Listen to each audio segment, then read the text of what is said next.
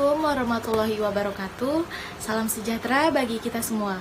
Bertemu lagi dengan saya Norga Yulanti, mahasiswi dari Universitas Bina Sarana Informatika dengan Prodi Manajemen Bisnis.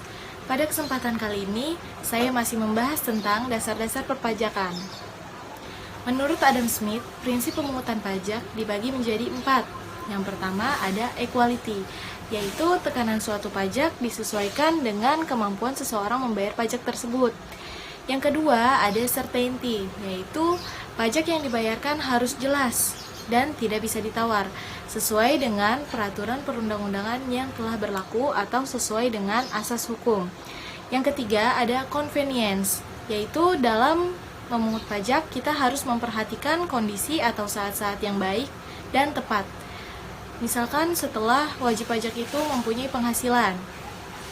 Yang keempat ada efficiency, yaitu pemungutan pajak dilaksanakan secara hemat agar tidak memberatkan bagi wajib pajak tersebut dan lebih efisien.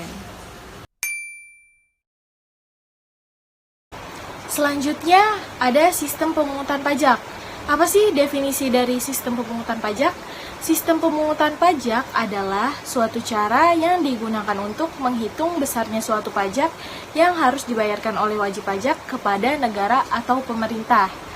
Sistem pemungutan pajak ini dibagi menjadi 2. Yang pertama ada self-assessment system, yaitu sistem pemungutan pajak yang membebankan penentuan besaran pajak yang harus dibayar oleh wajib pajak kepada pemerintah. Peran wajib pajak di sini mempunyai peran aktif dalam hal menghitung, membayar, dan melapor. Yang kedua, ada official assessment system, yaitu sistem pemungutan besarnya pajak ditentukan oleh fiskus atau aparat negara yang bertugas sebagai pemungut pajak itu. Peran wajib pajak di sini berperan pasif. Contoh dari sistem ini adalah pajak bumi dan bangunan atau PBB. Selanjutnya ada tarif pajak. Apa sih tarif pajak itu? Tarif pajak adalah dasar pengenaan yang harus dibayarkan oleh pihak wajib pajak. Yang pertama ada tarif lamsam atau tetap, yaitu pajak yang dikenakan sebesar jumlah tertentu yang diproduksi atau dijual. Contohnya ada bea materai.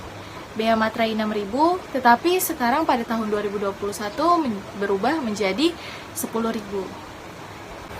Yang kedua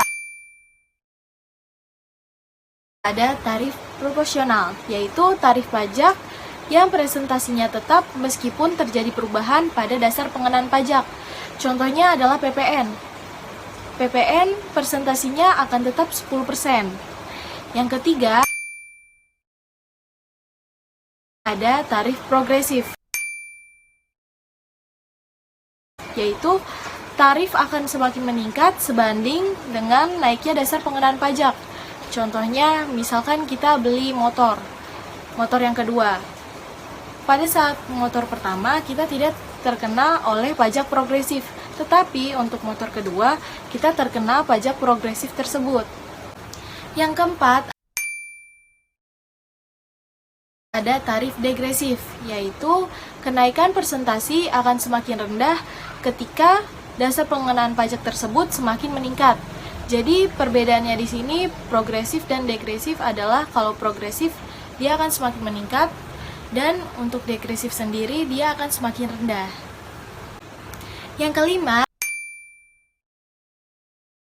ada tarif ad valorem, yaitu tarif yang mempunyai persentase khusus yang pengenaan pajaknya didasarkan atas nilai suatu transaksi atau properti. Dan yang terakhir, ada tarif spesifik, yaitu tarif pajak yang dikenakan dengan jumlah tertentu pada suatu barang atau jenis tertentu. Sekian pembahasan yang dapat saya sampaikan, kurang lebihnya mohon maaf. Wabillahi taufiq wal hidayah. Wassalamualaikum warahmatullahi wabarakatuh.